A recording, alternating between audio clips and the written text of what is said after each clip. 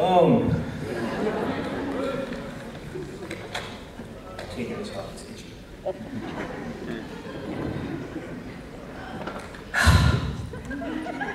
Sackler deans and faculty, family and friends, third, second, and first year colleagues, and of course, my very own Sackler class of 2014.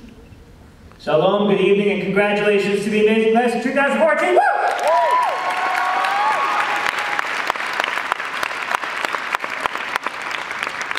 Ladies and gentlemen, my name is Mike, aka Mikey Bear XOXO, aka Daddy Warbucks.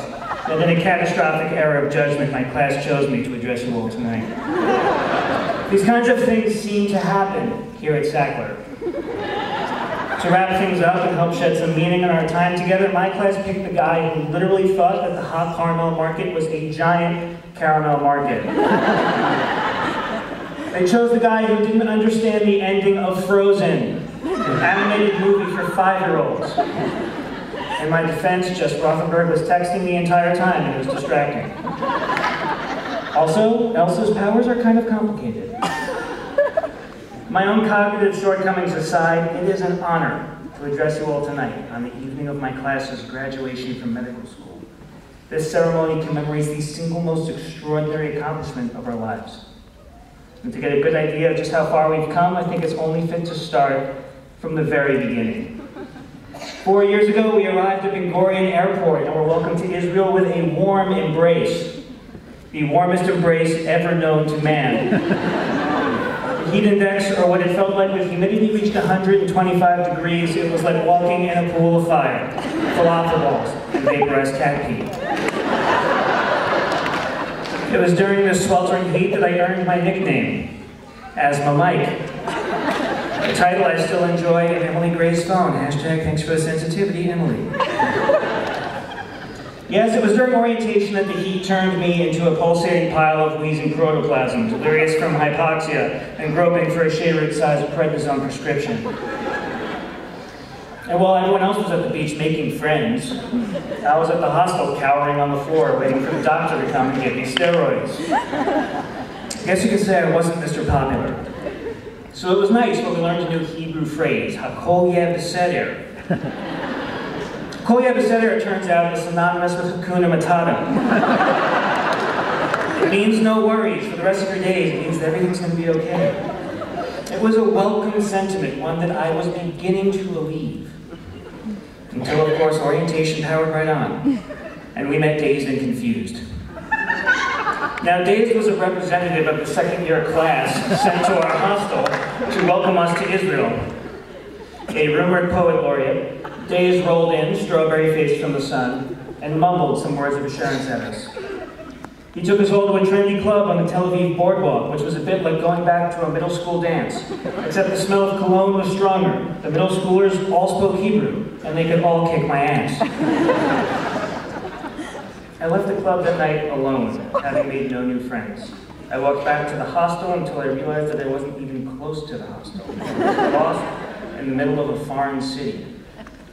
I had no cell phone, no numbers of friends to call, even if I had a cell phone, and I spoke no Hebrew. Standing at a busy intersection, I froze in a moment of terror. I was devastated and defeated. It was the lowest I had ever been. Thank you very much.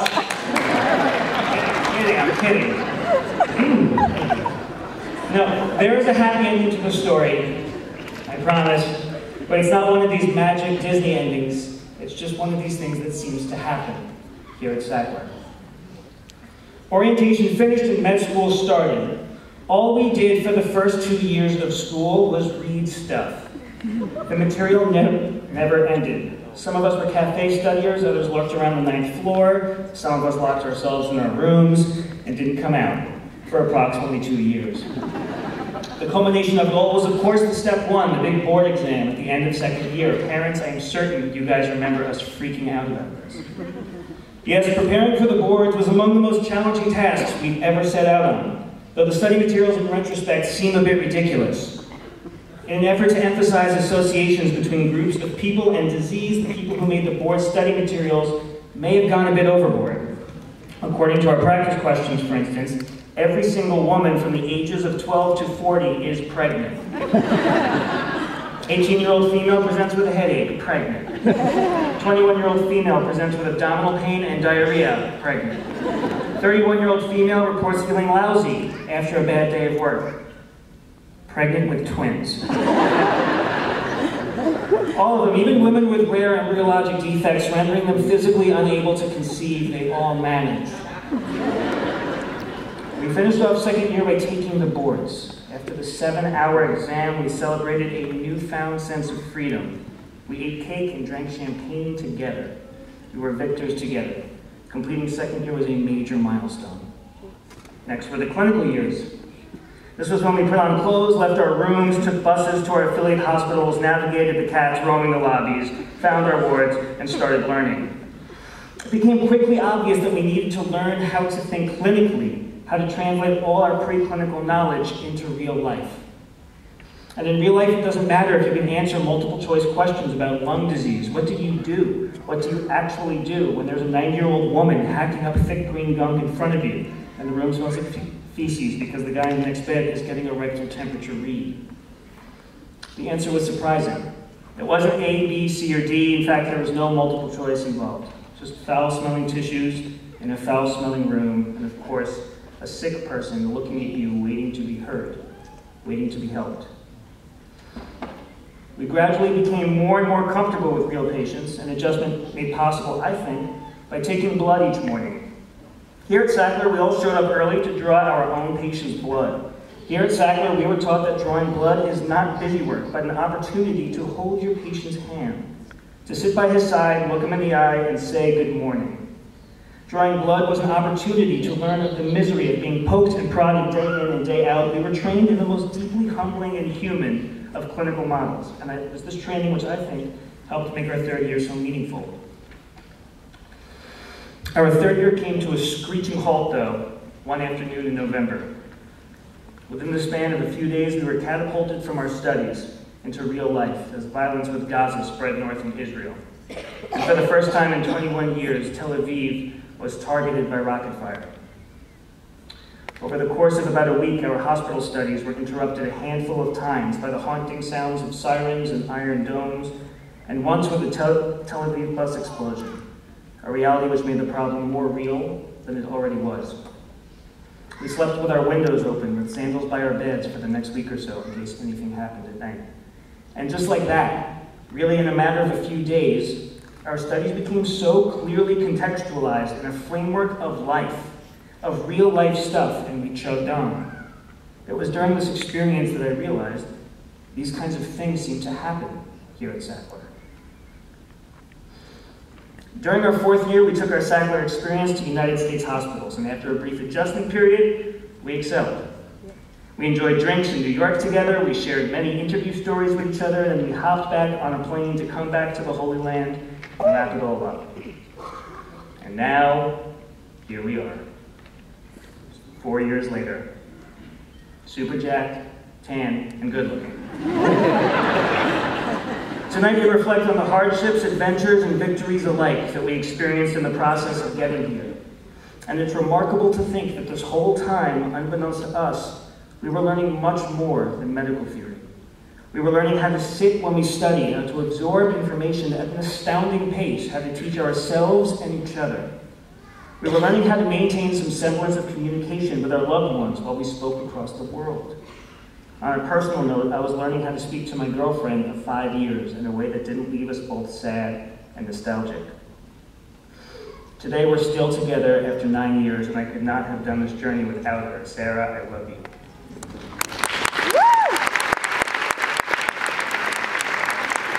At this time, I'd like to thank my incredible parents, family, and friends for their love and support throughout this demanding process. I'd like us all to stand now, face our loved ones, and give them an enthusiastic, please, round of applause for their endless patience over the past 4 years.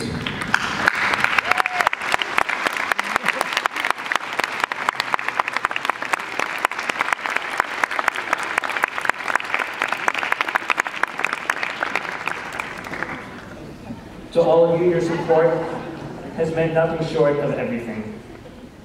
More than maintaining relationships, we were learning how to haggle with cab drivers and landlords, how to let go of the impulse to stress out when things don't go your way, Hakolia Beseder is actually an essential mindset in Israel if you don't want to stroke out by the age of 30.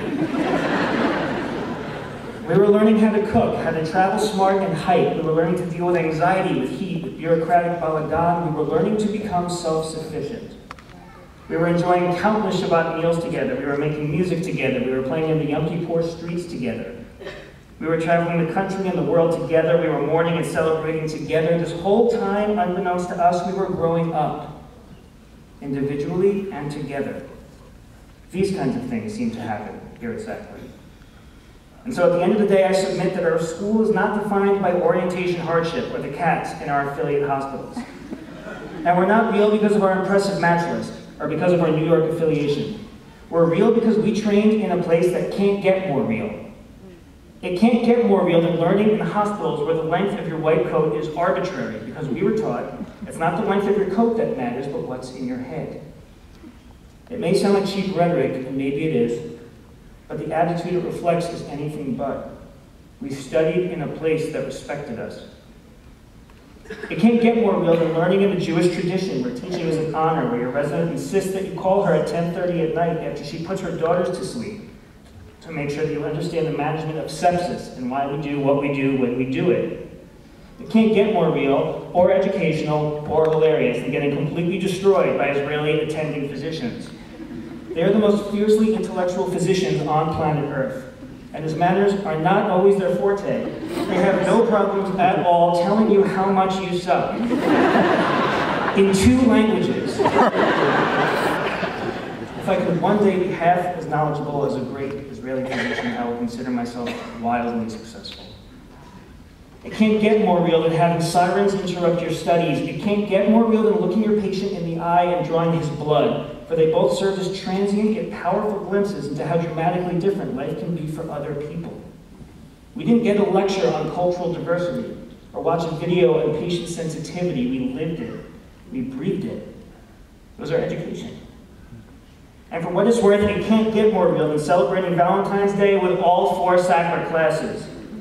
There is no greater expression of affection and unity than throwing 80 pounds of pudding at your peers.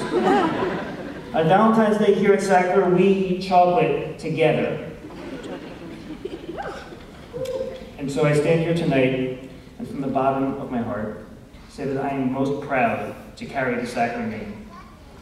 The reason is simple. Sackler allowed me to discover what I was capable of. Sackler gave me the opportunity to work, to sweat, to overcome countless fears and obstacles.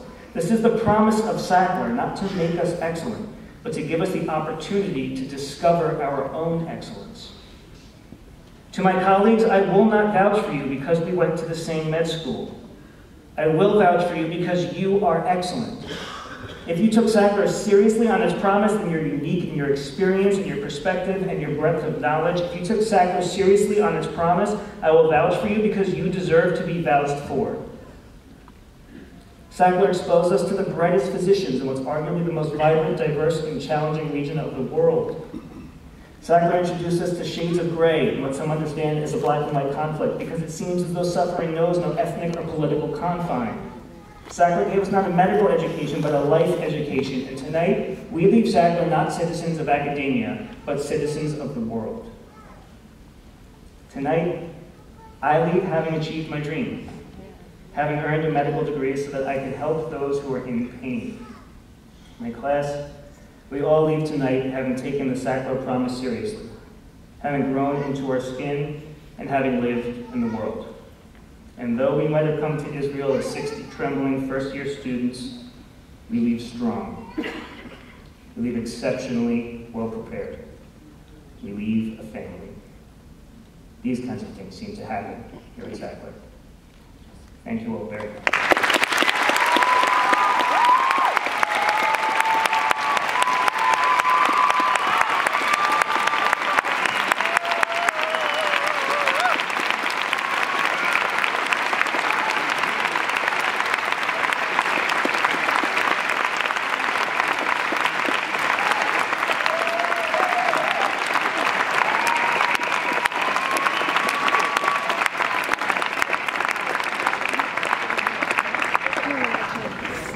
Dr. Hira Nopamar will now present